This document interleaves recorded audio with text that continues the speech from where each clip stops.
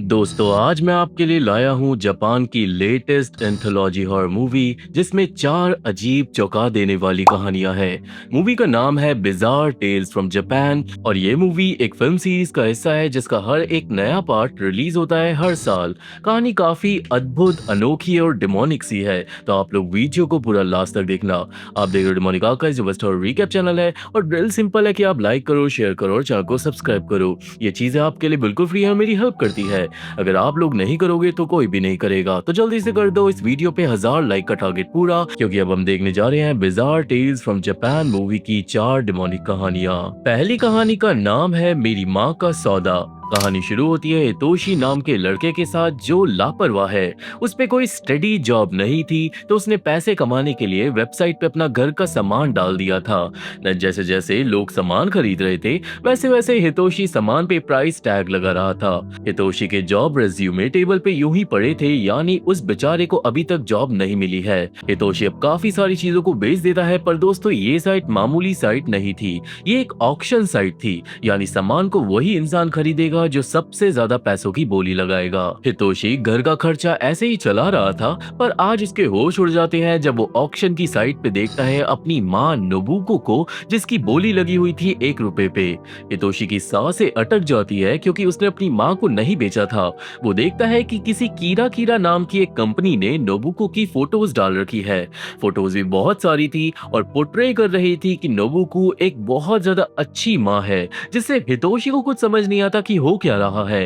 Hitoshi अब call करता है अपने पापा को, क्योंकि उसकी माँ फोन नहीं उठाती।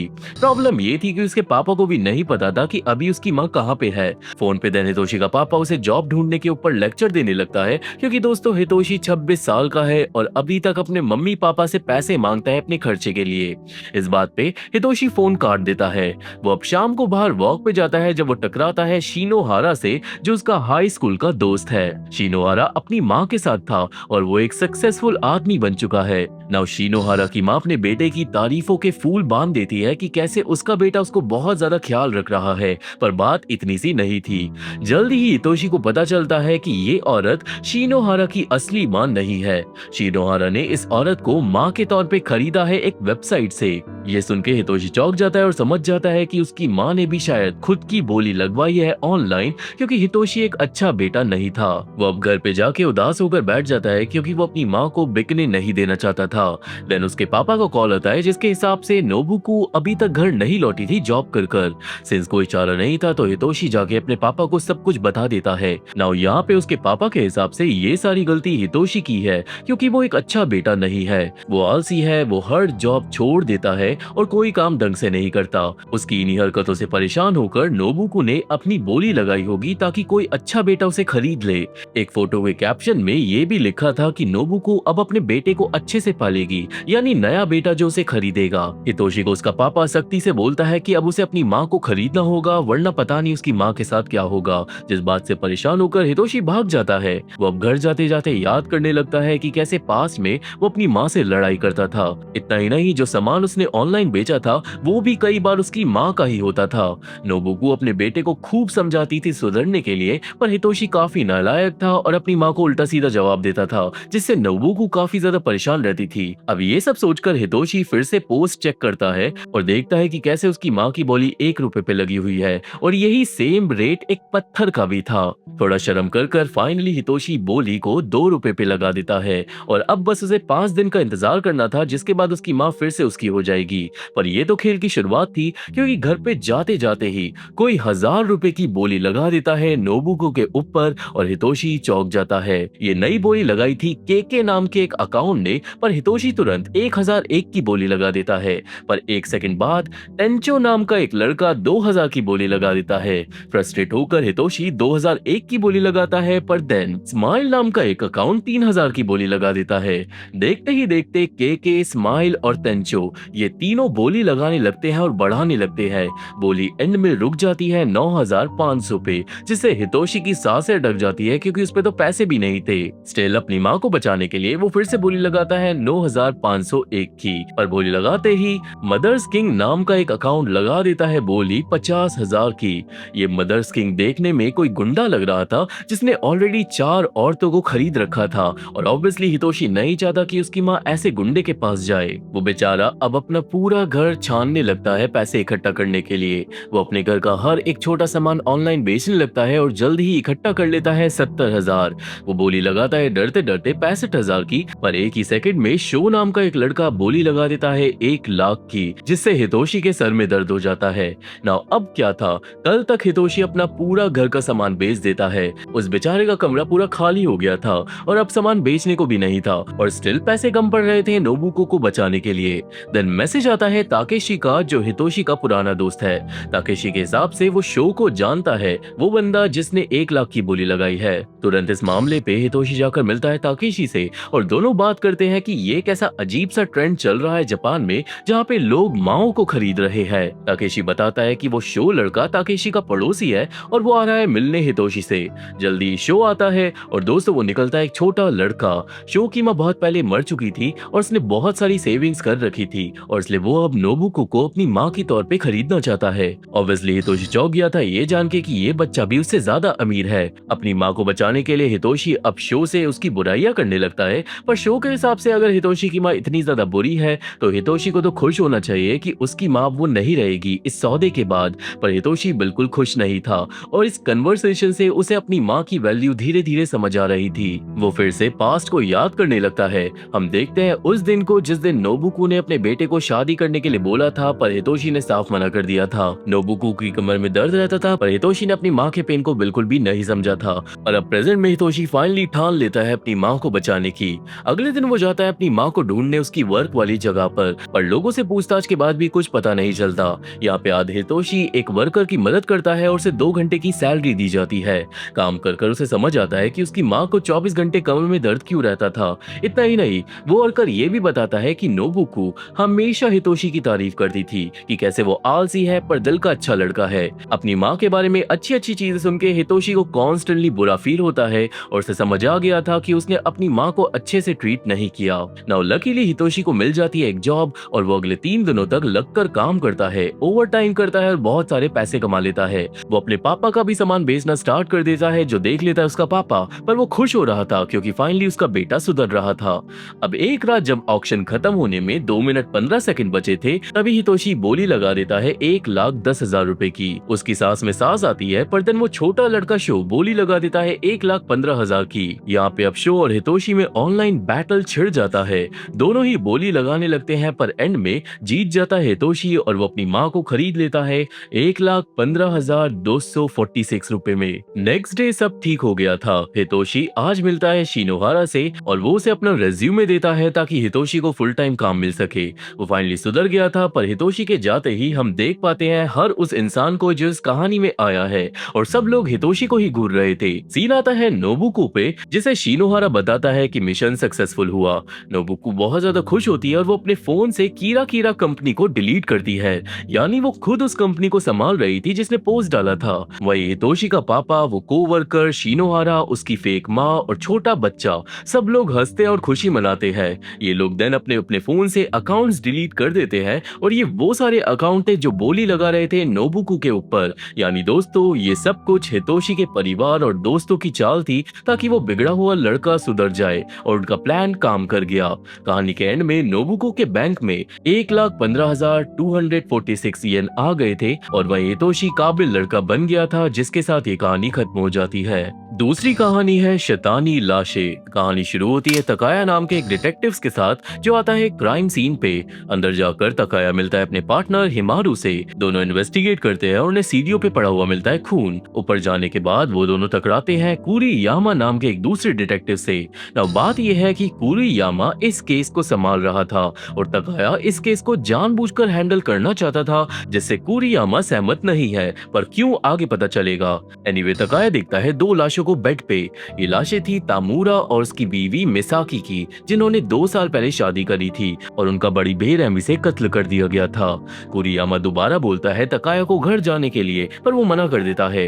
वो चले जाता है इन्वेस्टिगेशन करने और जल्द ही तकाया को मिलता है खून से सना हुआ चाकू एक पौधे के अंदर छुपा हुआ। तकाया अब ग्लव्स लेने हिमारू के पास जाता है, पर रूम में उसके होश उड़ जाते हैं क्योंकि मिसाकी की लाश गायब हो गई थी।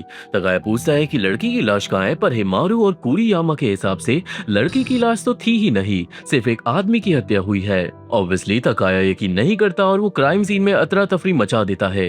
दोनों लोगों से रोकते हैं और शांत होकर तकाया चिल्लाने लगता है कि कैसे 2 लाशें एक हो गई है। तकाया की कोई नहीं सुनता तो वो दोनों को ले जाने लगता है आंगन में मर्डर वेपन दिखाने, पर रास्ते में तकाया नोटिस करता है कि सीढ़ियों पे से खून गायब हो गया है। वो ये बात कुरियामा को बताता है, पर कुरियामा के हिसाब से खून तो था ही नहीं। तकाया का दिमाग खराब हो जाता है, वो जाता है खून वाला चाकू लेने, पर वो अब चाकू भी गायब हो गया था। देन कुरियामा याद करता है कि उसने कुत्ता देखा था आंगन में, पर चेक करने पे अब कुत्ता भी गायब हो गया था और कुरियामा के हिसाब से इस घर में कोई कुत्ता है ही नहीं। तकाया अब सोचने लगता है कि शायद इस घर में कुछ डिमोनिक हो रहा है। चीजें अपने आप गायब हो रही थी। इतना ही नहीं, उसकी सिगरेट्स भी गायब हो जाती है। वो कुरियामा से सिगरेट लेता है, पर लाइटर में से फ्यूल भी गायब हो जाता है। कुरियामा फिर से बोलता है तकाया को घर जाने के लिए और बातों से पता चलता है कि शायद तकाया के साथ पास्ट में कुछ बुरा हुआ था, जिससे वो ट्रॉमेटाइज्ड हो गया है और कुरियामा अब चाहता है कि वो घर जाकर आराम करे, और तकाया मान नहीं रहा था क्योंकि वो सीनियर डिटेक्टिव है।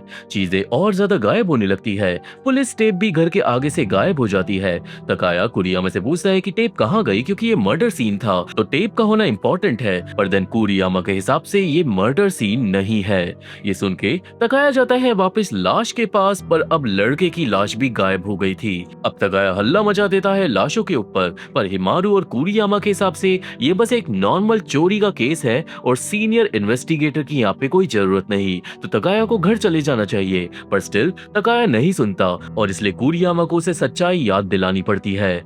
हमें पता चलता है कि तकाया 1 साल पहले एक मर्डर केस सॉल्व कर रहा था, पर वो बेचारा हत्यारे को नहीं पकड़ पाया था। इस बात का ही ट्रॉमा उसे लग गया था और तकाया को हर जगह उस मर्डर केस से रिलेटेड चीजें दिखने लगी थी। उसे लाशें दिखती थी, उसे पॉसिबल हत्यारे गली के कोने पे खड़े दिखाई देते थे, जबकि वहां पे कोई होता भी नहीं था। इतना ही नहीं, उसे हर एक नया केस मर्डर केस लगने लगा था, जिससे परेशान होकर तकाया ने 1 साल पहले अपनी जॉब छोड़ दी थी। और उस टाइम के बाद से तकाया कुरियामा और हिमारू का पीछा करता है और नॉर्मल केस को जाकर मर्डर केस बना देता है, और इसलिए ही कुरियामा शुरुआत से उसे घर जाने के लिए बोल रहा था। इस बात पे तकाया को यकीन नहीं होता तो वो निकालता है अपना पुलिस बैज, पर वो बैज अब बदल गया था एक नोट पैड में। देन कुरियामा दिखाता है उन दोनों लोगों की फोटो जिनका मर्डर केस तकाया ने लास्ट ईयर सॉल्व करने की कोशिश करी थी, और ये दोनों वही लोग थे जिनकी लाशें आज तकाया को दिखी थी। ये सारी चीजें देख के तकाया को फाइनली सारी बातें याद आने लगती है और इन दी एंड कुरियामा पे यकीन करके तकाया चले जाता है वापस घर। पर उसके घर जाते ही कुरियामा और हिमारू के सामने हम देख पाते हैं लाशों को। जी हाँ, ये जो तकाया ने इस घर में देखा था वो सब कुछ हो रहा था, और अब यहाँ पे खुलेगी असली कहानी। सीन पास में आता है जहाँ पे कुरियामा को एक फोन आया था किसी अननोन आदमी का, जिसने बोला था लाशें ठिकाने लगाने के लिए। यानी अब आप समझ जाओ, कुरियामा और हिमारू इस मर्डर केस में मिले हुए थे और ये दोनों लाशें ठिकाने लगाने के लिए आए थे, पर इस सब के बीच में आ गया था तकाया। नौ तकाया सच में थोड़ा सा पागल था और इस बात का इस्तेमाल किया था कुरियामा और हिमारू ने, और उन दोनों ने उसे ये यकीन दिला दिया था कि यहाँ पे कोई लाशें है ही नहीं। सारे एविडेंस उन्होंने छिपा दिए थे तकाया के सामने से ही। नाउ फाइनली तकाया घर जा चुका था तो ये दोनों लाशें ठिकाने लगा सकते थे, पर इस बीच में हिमारू और कुरियामा में बहस हो जाती है और कुरियामा बंदूक तान देता है हिमारू पे। उसके हिसाब से वो हिमारू को भी मार डालेगा और जिसने लाशें ठिकाने का काम दिया है उससे सारे पैसे वो खुद ही रख लेगा। पर तभी वापस आ जाता है तकाया। तकाया वापस इसलिए आया क्योंकि उसे शक हो गया था कि कुछ गड़बड़ है। असल में तकाया ने यकीन कर लिया था पूरी कहानी पे, क्योंकि सारी चीजें गायब हो रही थी। पर घर जाते वक्त उसने किचन के काउंटर पे एक पानी की कैन देखी थी जो पहले वहाँ पे नहीं थी। यानी सारी चीजें गायब हो रही थी पर एक चीज अपने आप सामने आ गई थी। इस बात से तकाया को शक हो गया था और उसने ये कंक्लूजन निकाला था कि जरूर ये पानी की बॉटल उस जगह पे होगी जहाँ पे लाशें छिपाई गई है और जगह बनाने के लिए किसी ने पानी की कैन को बाहर निकाल दिया होगा। उसकी ये थ्योरी बिल्कुल सही थी, पर ऑब्वियसली कुरियामा इतनी आसानी से हार नहीं मानेगा, तो वो गोली चला देता है तकाया पे। लड़ाई हो जाती है, पर तकाया एंड में कुरियामा को मारकर बेहोश कर देता है। हिमारू तुरंत माफी मांगने लगता है क्योंकि उसने जो किया कुरियामा के कहने पे किया। इन दी एंड तकाया जीत गया और उसने एक मर्डर केस सॉल्व कर दिया। न्यूज पे जल्दी ही रिपोर्ट्स आ जाती है इस बारे में और हमें पता चलता है कि अपनी मेंटल स्टेट के चलते तकाया एक नर्सिंग होम में ही रह रहा था, पर आज फाइनली उसे अच्छा फील होता है। कहानी के एंड में तकाया को फोन आता है और उसे उसकी जॉब वापस कर दी जाती है। नाउ तीसरी कहानी है मेरी शैतानी माँ। कहानी शुरू होती है एमी के साथ जो आती है अपने पुराने घर क्योंकि उसकी माँ मर चुकी है। वो जल्दी ही टकरा जाती है मात्सुनो नाम की औरत से जो उसकी माँ के घर के पड़ोस में रहती थी। मात्सुनो ने ही एमी की माँ का फ्यूनरल वगैरह संभाला था और जिस दिन मम्मी जी मारी गई थी उस दिन मात्सुनो उसी के साथ थी। उसने कॉल किया था एमी को, पर एमी ने फोन नहीं उठाया था क्योंकि वो काम में बिजी थी। देन जब उसे पता चला था मौत का, तो एमी दुखी हो गई थी क्योंकि वो अपनी माँ की मौत के टाइम पे भी उसके साथ नहीं थी। एनीवे मात्सुनो अब और ज्यादा चिपकने लगती है एमी से, बोलने लगती है कि कैसे उसे वापस घर लौट आना चाहिए, कैसे उसे शादी कर लेनी चाहिए और वगैरह वगैरह। पर एमी को बिल्कुल बातों में इंटरेस्ट नहीं था। वो साफ बोल देती है कि वो ये घर का सामान बेच देगी और घर को भी बेच देगी क्योंकि वो इस पुरानी बिल्डिंग में नहीं रहना चाहती। जिसके बाद वो भाग जाती है और मात्सुनो को गुस्सा आने लगता है। नाउ एमी पहुंचती है घर और एमी शायद अपनी माँ को पसंद नहीं करती थी क्योंकि वो अपनी माँ की फोटो की तरफ भी नहीं देखती। वो सफाई का काम स्टार्ट करती है और उसे मिलता है अपना पांडा वाला स्कूल बैग जो उसका फेवरेट था। एमी को याद आने लगती है अपनी बचपन की हैप्पी मेमोरीज। हालांकि एक दिन उसका पापा अपनी बंदी के साथ भाग गया था, तो छोटी एमी बहुत ज्यादा अकेली हो गई थी। एक दिन एमी की दोस्त ने उसे कुकीज दी थी, पर तभी उसकी माँ आ गई थी और उसने कुकीज को फेंक दिया था क्योंकि दोस्तों अपने पति के जाने के बाद एमी की माँ थोड़ी सी पागल हो गई थी। प्रेजेंट में एमी को अब अपनी माँ की डायरी मिलती है जिसमें लिखा हुआ था एमी के फर्स्ट बॉयफ्रेंड के बारे में। हम देखते हैं पास में कि कैसे जब उसका बॉयफ्रेंड घर आया था तो एमी बहुत ज्यादा खुश थी और उसकी माँ ने भी बहुत अच्छे से उसे ट्रीट किया था। पर बॉयफ्रेंड के जाते ही एमी की माँ बहुत ज्यादा डिमोनिक हो गई थी। वो एमी को डराने लगी थी कि कैसे शादी के बाद लड़के घर बर्बाद कर देते हैं और एमी डर के मारे छिप गई थी क्लोजेट के अंदर। और उस रात एमी की माँ ने वादा करा था कि वो हमेशा एमी का ख्याल रखेगी, उसे कभी भी अकेला नहीं छोड़ेगी, मरने के बाद भी। अभी ये सब पढ़कर एमी को गुस्सा आ जाता है और वो डायरी फाड़कर फेंक देती है। उसे दिन अपनी माँ का पांडा वाला स्वेटर मिलता है, पर अचानक स्वेटर के जो हाथ थे वो एमी को हिलते हुए फील होते हैं। एंड देन एमी की माँ उसे पकड़कर उसे बुरी तरीके से डरा देती है। ये साफ हो जाता है कि उसकी माँ अपनी बेटी को अकेला नहीं छोड़ने वाली। डर के मारे एमी स्वेटर भी फेंक देती है और वो दिन आंगन में जाकर बैठ जाती है, पर तभी उसकी सांसें अटक जाती है क्योंकि दोस्तों बहुत सारे बूढ़े लोग घर के अंदर से एमी को घूरे जा रहे थे जो काफी ज्यादा क्रीपी था। डर के मारे एमी भाग जाती है घर, पर अब उसे अपनी माँ का सामान गेट पे ही पड़ा मिलता है, वो भी एक नोट के साथ जिसमें लिखा था कि बारिश होने वाली है तो कूड़ा फेंकना अलाउड नहीं। पर ऑब्वियसली ये सब झूठ था। इतना ही नहीं, हम देख पाते हैं एमी की माँ के डिमोनिक आत्मा को जो अपनी बेटी को घूरे जा रही थी। अब अगले दिन एमी अपनी दो दोस्तों को लाती है हेल्प के लिए। उन दो में से मसामी नाम की लड़की एमी का पुराना पांडा वाला बैग रख लेती है और शिजुका नाम की लड़की एक थर्मस उठाती है और बोलती है कि उन्हें ये सामान बेच देना चाहिए। तभी घर पे आ जाती है मात्सुनो जो कुकीज लाई थी और वो जबरदस्ती एक कुकी एमी को खिलाती है। अजीब बात ये थी कि कुकी का टेस्ट बिल्कुल एमी की माँ जैसा था। देन मात्सुनो को पता चलता है कि एमी घर का सामान बेचने वाली है तो वो चौंक जाती है। देन थोड़े ही टाइम में एमी अपनी दोस्तों की मदद से काफी सारा सामान बेच देती है ऑनलाइन। अब जब उस दिन एमी घर लौटती है तो उसके होश उड़ जाते हैं क्योंकि जो सामान बिक गया था ना वो भी घर में वापस लौट आया था। गुस्से में एमी एक ग्लास तोड़ देती है एंड देन उसे कॉल आता है शिजुका का जो बताती है कि मासामी मर चुकी है सीढ़ियों से बुरी तरीके से गिर के। एमी के होश उड़ जाते हैं और उसे याद आने लगती है एक और पुरानी बात। पास्ट में एमी को अपॉर्चुनिटी मिली थी अब्रॉड जाने की, पर उसकी माँ ने मना कर दिया था क्योंकि एमी की माँ अपनी बेटी को कभी भी खुद से दूर नहीं करना चाहती थी और वो इस बात पे काफी ज्यादा डिमोनिक भी हो गई थी। ना गुस्से में एमी घर का सारा सामान तोड़ने लगती है क्योंकि वो समझ गई थी कि मौत के बाद भी उसकी माँ शांत नहीं है। इस बीच में एमी से गिर जाता है एक डब्बा जिसमें कई सारे बूढ़े लोगों की फोटोज थी। फोटोज के साथ बैग थे और उन बैग्स के अंदर इंसानों की हड्डियां थी। एमी को कई सारी लोगों की हड्डियां मिलती है और दोस्तों ये वही लोग थे जो उस रात एमी को घूर रहे थे, यानी कई सारे बूढ़े लोग इस बिल्डिंग के अंदर मर चुके हैं। ये सब देख के फाइनली एमी समझ जाती है कि उसकी माँ ने जरूर कुछ बहुत ज्यादा डिमोनिक करा है इस दुनिया में। एमी अब भाग कर जाती है और वो एक आदमी को रोककर फोटो दिखाती है उन लोगों की, और उस आदमी के हिसाब से ये सारे लोग तो काफी टाइम पहले इस बिल्डिंग में मर चुके हैं। पर दोस्तों, एक फोटो थी मात्सुनो के पति की। जी हाँ, वो पड़ोसन जो अजीब सी है। एमी जाके अब सर्च करती है और जल्दी उसे पता चल जाता है कि मात्सुनो का पति बिल्डिंग की बालकनी से गिर के मारा गया था 2 साल पहले। नाउ एमी को यकीन नहीं होता इस सब पे, तो वो जाकर बात करती है एक बूढ़ी औरत से मात्सुनो के पति के बारे में। पर मात्सुनो का नाम सुनते ही बूढ़ी औरत भाग जाती है और एमी के पास आती है मात्सुनो। मात्सुनो अब एमी को बताती है कि उसका पति बहुत बुरा था और उसे मारता पीटता था, एंड देन एक दिन वो बालकनी से गिर के मारा गया, जो अच्छा ही हुआ। पर उसकी बातों से ये साफ था कि शायद कुछ गड़बड़ है। हम पास में देखते हैं कि मात्सुनो को एक दिन आकर संभाला था एमी की माँ ने। उसने अपने घर की चाबी मात्सुनो को दे दी थी ताकि वो कभी भी अपने पति से बचकर उसके घर में छिप जाए। एक टाइम पे मात्सुनो को बचाया था एमी की माँ ने ही, जब उसका पति उसे मार रहा था और वो दोनों एक दूसरे का ख्याल रखने लगी थी। एक दिन देर एमी की माँ मात्सुनो के घर चले गई थी अकेले, और उसी रात उसका पति मारा गया था। और ये कहानी सुनकर एमी समझ जाती है कि उसी की माँ ने मात्सुनो के पति को मारा था। यहाँ पे मात्सुनो भी एक बड़ी मिस्ट्री खोलती है कि एमी की माँ ने बहुत सारे लोगों को मारकर इस अपार्टमेंट के लोगों की मदद करी है, और जितनी हड्डियां एमी को मिली थी वो सब उन्हीं लोगों की हड्डियां है। देन एक एक करके बहुत सारे लोग आ जाते हैं एमी के सामने, और सबके पास एमी के घर की चाबी थी। इन्हीं लोगों ने घर का सामान खरीद कर वापस रखा था, क्योंकि ये सब लोग एक कल्ट बना चुके थे एमी की माँ के लिए। ये सब एमी की माँ को भगवान समझते थे और जानते थे कि एमी की माँ की आत्मा अभी भी यहीं पे है। ये सब एमी देखकर शॉक्ड हो जाती है और थोड़ी देर में सारे कल्ट वाले घर पे जाके एमी की माँ की पूजा करने लगते हैं। एमी को बिल्कुल समझ नहीं आता कि वो इस डिमोनिक ड्रामे को कैसे रोके। एमी चिल्ला के बोलती है सबको भागने को, पर ये लोग एमी की माँ के लिए लॉयल थे। सब एमी पे ही गुस्सा करने लगते हैं क्योंकि वो अपनी माँ को छोड़कर चली गई थी।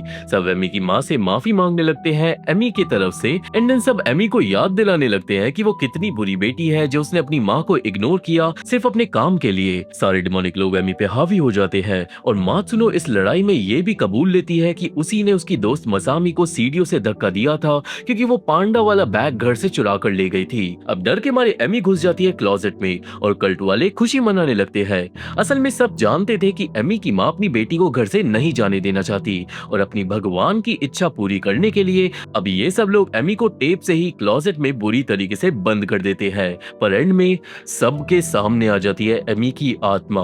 आत्मा सबको शुक्रिया अदा करती है और सबको भेज देती है घर, ये कह के कि वो अब अपनी बेटी को संभाल लेगी। सब चले जाते हैं घर, और एमी की माँ अपनी बेटी को बाहर से ही बोलती है कि चिंता मत करो, सब ठीक हो जाएगा। इसके बाद गेट खुल जाता है और आत्मा गायब हो गई थी। एमी अपनी माँ को थैंक यू बोलती है क्योंकि उसे लग रहा था कि वो बच गई, पर दोस्तों ये सब होने के बाद भी एमी बच नहीं पाती। कुछ दिन बाद एमी के ऑफिस में लोगों को चिंता होने लगती है उसकी, क्योंकि वो ऑफिस काफी दिनों से नहीं आ रही थी, और वहीं वापस घर पे एमी को उसकी माँ की शैतानी आत्मा ने जकड़ लिया था, जो अपनी बेटी को कभी भी अकेला नहीं छोड़ेगी।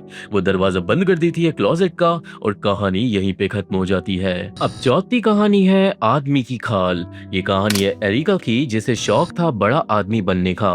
वो घर जाती है और मिलते हैं एरिका की माँ मियोको से और उसकी छोटी बहन ककामी से। तुरंत एरिका कमरे में जाती है और वो क्लोजेट से बाहर निकालती है एक आदमी की खाल को, जिसके पीछे एक चेन थी। ये पुतला एरिका को कहां से मिला ये हमें पता नहीं चलता, पर एरिका घुस जाती है पुतले में। इस सब के बारे में ककामी जानती थी, जो पीछे से आकर चेन लगाती है और पुतला जिंदा हो जाता है। एरिका बदल जाती है गोंडा नाम के एक आदमी में, और वो अब गोंडा के रूप में ही बाहर जाती है और मजे लेती है बड़े होने के। यही था उसका सपना। दिन शाम को एरिका गोंडा के रूप में ही अपने पापा हारू को ड्रिंक ऑफर करती है, जो पार्क से गुजर रहा था। हारू को ऑब्वियसली लगता है कि ये कोई क्रीपी आदमी है, तो वो ड्रिंक लिए बिना ही भाग जाता है घर, और एरिका को समझ नहीं आता कि ऐसा क्यों हुआ। हारू घर पहुंचता है और हम देखते हैं कि उसका और मियोको का रिश्ता अच्छा नहीं है। हारू जाके अपनी बेटियों से मिलता है, और उस टाइम तक एरिका भी वापस लड़की में बदल चुकी थी। हारू अपनी बेटियों को संभाल के रहने के लिए बोलता है, क्योंकि पार्क में क्रीपी आदमी था, और उसे क्या पता था कि उसी की बेटी वो क्रीपी आदमी है। देन उस रात को एरिका देखती है कि उसके मम्मी पापा लड़ रहे हैं, और उसे बिल्कुल अच्छा नहीं लगता। एरिका सोचती है कि शायद वो अपने जादू वाले कपड़ों से अपने मम्मी पापा को रिश्ता सुधार देगी, इसलिए अगले दिन एरिका फिर से गोंडा बनकर जाती है पार्क में और मिलती है अपने पापा से। नाउ एरिका अपने पापा को समझाती है कि उसे अपने बीवी को नहीं मारना चाहिए। वो ऐसा इसलिए करती है क्योंकि उसे लग रहा था कि बड़े लोग सिर्फ बड़े लोगों की बात सुनते हैं और बच्चों की नहीं, पर उसका ये बासा उल्टा उल्टा पड़ जाता है और हारू को शक हो जाता है कि कहीं उसकी बीवी गोंडा के साथ उसे चीट तो नहीं कर रही। हारू अब भागता है घर अपनी बीवी से लड़ने और एरिका भागती है अपनी बहन के पास चेन खुलवाने, पर आज चेन अटक जाती है और मम्मी पापा लड़ने लगते हैं। हारू अपनी बीवी को मारने भी लगता है और एरिका समझ जाती है कि उसने बहुत बड़ी गलती कर दी। नाउ सिंस वो एक आदमी थी तो वो जाकर अपनी माँ को बचा सकती थी। एरिका भाग के जाती है और वो अपने पापा को धक्का मारकर गिरा देती है। वो अपनी माँ को गले लगा लेती है पर मियो को चिल्ला पड़ती है क्योंकि उसने इस आदमी को पहले कभी नहीं देखा था। हारू को भी यकीन हो जाता है कि उसकी बीवी सच बोल रही है और वो उठा लेता है चाकू और डर के मारे एरिका भाग जाती है घर से। वो पार्क जाकर सफाई वाले से बड़ी मुश्किलों के बाद अपनी चेन खुलवा लेती है। वो बहुत ज्यादा रोने लगती है क्योंकि उसकी वजह से उसके घर में लड़ाई हुई। सफाई वाला उसे समझाता है और हमें पता चलता है कि एरिका ने पुतला कूड़ेदान से ही उठाया था। नाउ सफाई वाला बच्ची को समझाकर चले जाता है पर उसने ना पुतले की चेन तोड़ दी थी जिसे एरिका अपने साथ ले जाती है और वो पुतला वहीं छोड़ देती है। देन उस रात एरिका अपने पापा के साथ लेटी हुई थी पर रात को उसे आइडिया आता है कि अगर वो अपने पापा में बदल जाए तो वो अपनी माँ को खुश रख पाएगी। तो फिर क्या था, एरिका अपने पापा की पीठ में लगा देती है उस चेन को और दोस्तों जो भी जादू था ना वो उसी चेन में था जिससे हारू भी बदल जाता है एक पुतले में। अगले दिन ककामी ये सब देख लेती है और उसके हिसाब से ये आइडिया अच्छा नहीं है पर छोटी बहन को बड़ी बहन की बात माननी पड़ती है। ककामी चेन लगा देती है और एरिका बदल जाती है हारू में। वो दिन जाकर अपनी माँ को संभालती है और हारू बनकर उससे माफी मांगती है।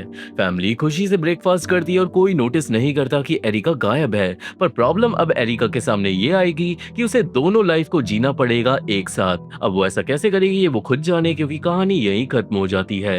ये था पूरा recap bizarre tales from Japan का और मुझे तीसरी कहानी बहुत अच्छी लगी थी। कहानियां सच में काफी अजीब और डिस्टर्बिंग सी थी पर जापान की मूवी से ये सब मैं डिजर्व कर सकता हूँ और इसलिए मैं इसे दे रहा हूँ 6.7 आउट ऑफ 10। आपको वीडियो समझ आ गई हो तो प्लीज चैनल को सब्सक्राइब कर दो और वीडियो को लाइक कर दो क्योंकि आप देख रहे हो मोनिका का is best horror recap channel है जहाँ पे ड्रिल सेम रहती है कि आप लाइक करो और सब्सक्राइब करो। दोनों चीजें आपके लिए फ्री है और मेरी बहुत मदद करती है। अगर आप ही नहीं करोगे तो कोई भी नहीं करेगा। मैं हूं कैरिश और मैं चैनल अपडेट्स डालता हूँ टेलीग्राम पे और मैं इंस्टा पे सबका पर्सनली रिप्लाई करता हूँ तो वहाँ पे भी जाके फॉलो कर सकते हो। और अब हम मिलेंगे मेरी अगली वीडियो में, तब तक के लिए थैंक यू, बाय बाय।